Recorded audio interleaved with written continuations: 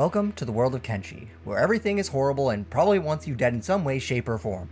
That includes the creatures, the people, and hell, even the environment wants you dead. And the one of your head on a stick isn't just purely designated to humans. There's also the Shek, skeletons, and the Hivers here on this prison of a planet. A moon? I think it's actually a moon. But not every person wants you dead. Some people too wish to survive without the constant threat of becoming another corpse. These people can be convinced to join you on your journey. Some of these people are randomly generated, but some are NPCs found within the world. Amongst one, though, is a fan favorite, Beep. Beep is a Hiver who is rejected by his people. Hivers are kind of like ants, who exist to listen to their queen's pheromones and do their bidding. Hivers can become disconnected, however, and lose that scent, becoming an individual instead of a pseudo-hive mind. That's what happened to Beep. But Beep isn't deterred by this, and in fact wants to go out and become a warrior. Which is funny because he's a worker drone, which are actually pretty bad at combat, and he says Beep a lot. It's kind of his thing. What if there was someone made for Beep, designed to be by his side and fight to the bitter end no matter what? This is the story of how Bop met Beep. Before we can even make Bop, though, we have to choose a start. Kenshi has several different ways to start, from being a basic wanderer to being enslaved. Fortunately for us, there is a start involving an ex-Hiver, which feels appropriate. Bop is a warrior Hiver to help round out the team. Plus, I like that Beep's head is vertical while Bop's head is horizontal. So now we truly start, having just been kicked out of our hive. Nobody here is willing to help us, so we decide to head directly to Beep, and we've gotten knocked out. As previously stated, Kenshi is hard. And where Beep is, well, it's actually easier compared to the rest of Kenshi, but still not a place for someone as weak as we are. See, when you create a character, you don't get to choose or allocate your starter stats. You just start at a base of 1. You suck in pretty much every way. So, knowing that we aren't just going to be able to waltz in and find our friend, we reload a save and shift to just getting out of Hiver territory. We need to get somewhere where people are going to actually be willing to barter with us. Fortunately, on our way out of the village, we find some Hivers that have killed a beak thing. These guys are dangerous, even for high level players. So we're going to take advantage of this by looting the meat and skin off this thing. Hivers are unique in that they can eat raw meat, so we got a good source of food already done, which is huge. The skin can also be sold later. We managed to make it to a town called Admag, found within a small desert. The first thing we do is sell the skin and buy a backpack. We buy a wooden backpack specifically, because unlike other backpacks, you can actually stack items in here. Plus, it'll help us with not becoming over encumbered by our items in the future. By doing so, however, we are now out of money, so we need to start working. A good, safe way to start making cash is just mining. There's a patch of copper nearby, which we immediately start mining. We're lucky it's copper, not iron, because copper is worth almost double what iron is. Due to the fact that Bop has never actually had to do physical labor due to being a soldier drone, his laboring skill is real bad, meaning mining is going to take a bit to get going. The only way to train a skill is by doing something related to that skill. Need to mine better? Mine more. Need to fight better? Fight more. Need to take less damage? Get beat up more. This is life in Kenshi. While mining, Bop is cautious of his surroundings, but he also wasn't a good warrior back at the hive, so a spider sneaks up on him and nearly eats it. Oh, fucking shit. Oh my god. Okay. Run! Run! But Bop does know one thing. Always retreat. So he flees, heals back up, and gets back to work. Merely 2 days after being thrown out of the hive, Bop has managed to buy clothes. Things are looking up for Bop House. There is a problem though. This town is lacking a weapons store, so we leave and head to a nearby town called Squin. Bye, Admag. Thank you for helping me. There we start raising up our funds again to afford a weapon. But we also take this time to level up our athletics and strength. Strength can be raised by loading up our backpack with heavy items and running around, and athletics is leveled up by running around. Though being heavier does lower our athletics XP gain, we're still doing well by leveling up 2 skills at once. Oh, and we train sneak from time to time too while going through the town. Or disappear into the night. Finally, on day 6, we're ready and manage to run to Mongrel, where Beep waits for us with open arms. There he is! Oh, there he is! Now that we finally found each other, we decide to call ourselves the Hiveless. The Hiveless Hive, however, is low on funds. Again.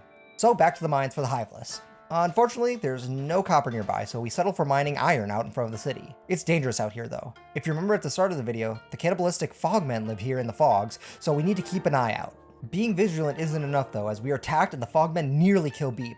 Bop grabs Beep and we rest at the tavern. Resting does serve a purpose in Kenshi, by the way.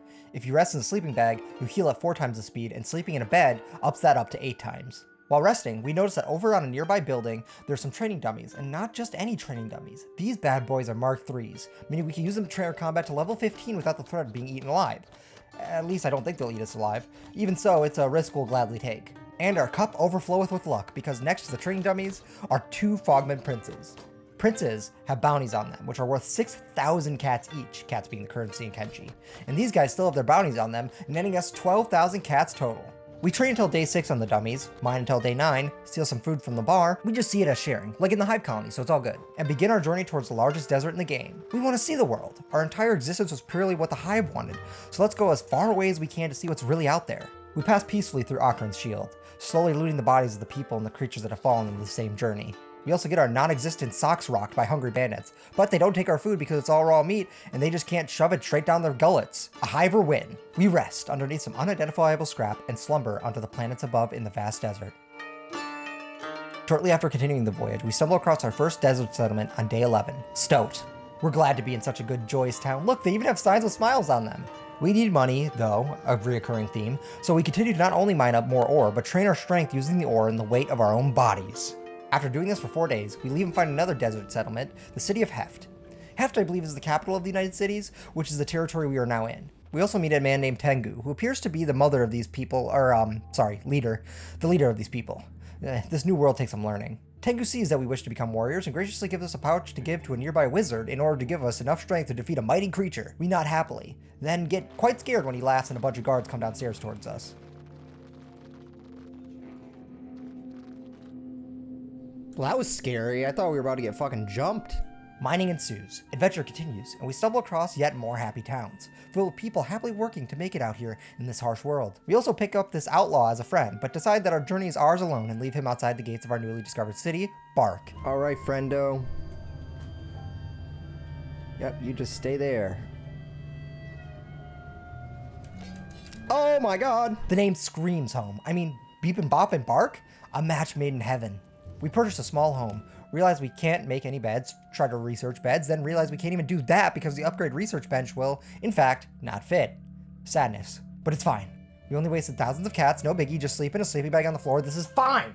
But this stretch of bad luck was nothing compared to what was going to happen. Maybe it wasn't even bad luck, maybe it was just a premonition trying to tell us to leave, but we didn't listen. On day 18, while scavenging for whatever scraps we could find in the desert, we were attacked by a diplomat. Who's this guy? What the fuck? Who's this guy? In Kenshi, diplomats are major figures for their group, and attacking them means that whole group will turn on you, which also means we weren't allowed to fight back. We tried to run, but his bow skills were excellent, not only knocking down Beep, but taking Bop's leg with him.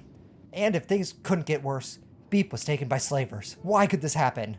I thought the United Cities liked us. I mean, Tengu even gave us his bag of mysterious goods, but looking inside revealed it was just trash? We were lied to? Betrayed? There was no time to think about that now. Bop was going to crawl back into town and craft a plan. After a short rest and after some looking around, Bob realized there was no place to buy limbs nearby. And the nearest town that could supply us with a bionic leg was on the other side of the desert. It would take hours to get over there. So what if we had someone take us? Maybe even a slave? You know, they could help us for freedom. That'd be doing a good thing. However, right after buying a slave, I realized they can't be selected to play, and thus I can't tell them to pick me up. Okay, this is clearly not gonna work. This is clearly not a good plan. So, reloading a save, we took this plan and shifted it. How about we just buy a squad mate purely for the sake of hiring them to take Bop across the desert? I'm trying to keep it to just Bop and Beep, but I'm literally just going to act like I'm hiring them to pick us up and put us somewhere else. We ran into a bit of a snag though, which is now starting to become a bad running theme, and all the people in the bar were far too expensive for us, unless we sold almost everything. But we needed to save Beep no matter what, so I sold everything and then promptly found someone we could have afforded without selling my stuff. You're 3,000 kid, damn it! Whatever, we hire them, have them trek us to Heft, sell their stuff, and send them on their way. I need to recoup at least some of the cost of this journey. It at least helps us start working to buy Beep out of slavery. Beep, now having waken up from a long coma, has formulated a plan of his own. Lockpick out and escape. He picks his own shackles, unlocking them and throwing them on the floor. When the slave owners notice, they simply put new ones on Beep, letting him become even more skilled in the sneaky art of escape.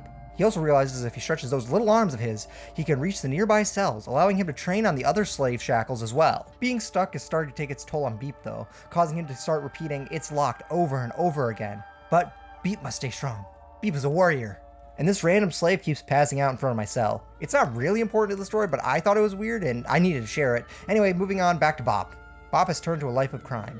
Sure, during the day, he seems like a humble miner, but at night, he sneaks out and steals clothing and supplies from local shops. In his mind, this is just his way of trying to make the United Cities pay for what they've done to Beep. After 3 days of Beep training and Bop mining, Beep does manage to escape his cage, where he immediately trips into another cage. And this cage is even harder to pick out of than the last one he was in. Oops. Fuck.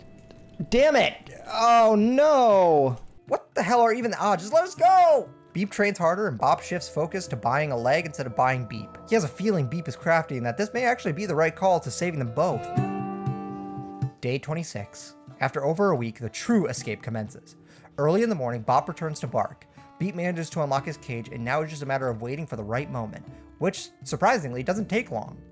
Every guard rushes out of the store. Maybe another slave is escaping? Maybe they heard the commotion outside the gate. Whatever the reason, now is the time. We may not get this chance again. Bop runs upstairs, and Beep swings open his cage door, dumping into Bop's arms. Bop then sprints out into the desert, narrowly avoiding the guards and slavers. This new leg allows us to barely slow down while holding Beep, so we run fast. Nobody can catch up, and we manage to escape. The United Cities sees us as enemies, one an escaped slave, and one with a bounty of 7K on his head. But who cares? After 8 agonizing days, Beep is free, yet again. We leave the desert. It's completely controlled by the United Cities and we no longer belong. And on our way out, we get chased by a guard that's a part of the Holy Nation. Why does everyone hate us? What have we done to deserve this? He chases us all the way from Acre and Shield to the fog outside of Mongrel. He manages to catch up and knocks us down, where we're now at his mercy. But instead of bad luck, good luck happens instead. The Fogmen pounce, causing him to shift his focus from chasing us to defending himself. We take this time to get back up and slip into the fog, finally making our way to Mongrel, where our journey began, where Bop met Beep. We buy a home in Mongrel. We managed to actually research beds and finally, have at least one place to call home.